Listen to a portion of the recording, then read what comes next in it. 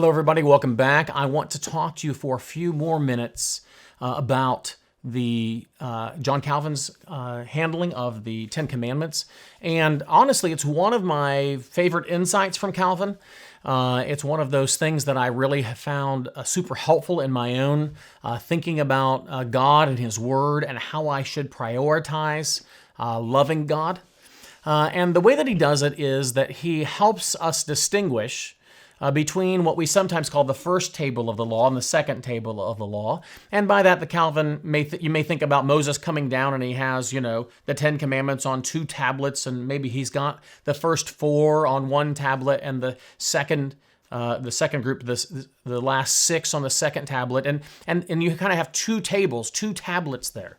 And so Calvin says, and he thinks, 2 tables is kind of the way Jesus thought about it. When Jesus was asked, what's the greatest commandment? He says, love the Lord your God with all your heart, soul, mind, and strength. And he says, well, that sort of corresponds to have no other gods before me, no graven images, and so on. And so that sort of really speaks to that first table. And then when Jesus is asked, again, what's the greatest commandment? He says, well, the second's like it, love your neighbor as yourself. And he says, well, that's the lying and the stealing, and that's how we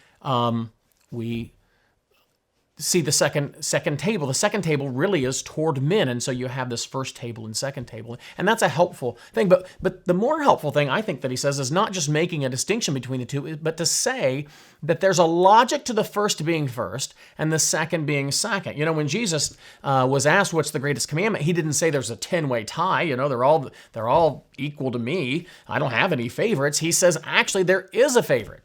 The first one, love God. That's the most important. And secondly, love your neighbor. So it's second in priority. The first, though, is first. And what Calvin says here is that what we see is that God is saying that we must prioritize loving God first. That is our first priority. And the way that I might want to think about it is many today, I am afraid, are not so sure that not loving God is a very big deal. They're not so sure that this is a problem. They might say, okay, well, if I was a guy and I had committed adultery, let's say I had been unfaithful to my wife, I'd been with some other woman, some man might say, well, I would just feel terrible. If I made that sort of a mistake, if I made that sort of a sin, I would just feel beside myself. I'd feel awful about it. And I don't know what I would do with myself, and that would be right. I mean, you should feel bad about a sin like that, but I wonder if those same people would lose sleep, feel bad if they were to say, well, you don't love God with all your heart, soul, mind, and strength. Many of those take that breaking of a command and they say, well, yeah, so what?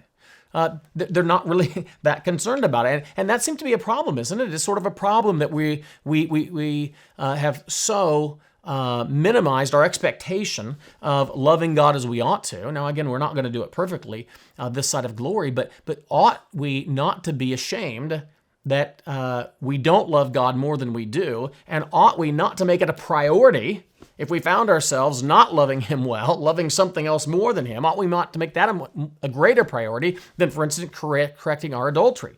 We certainly should prioritize loving God first and foremost. And so I think that Calvin is helpful here to say the first is first for a reason. Spend your time, spend your day, spend your hours thinking about how to love God the most. And then, and we would find if you spend some time on that, out of the overflow of that, you will begin to love your neighbor. And we'll pick up on this again in our next video.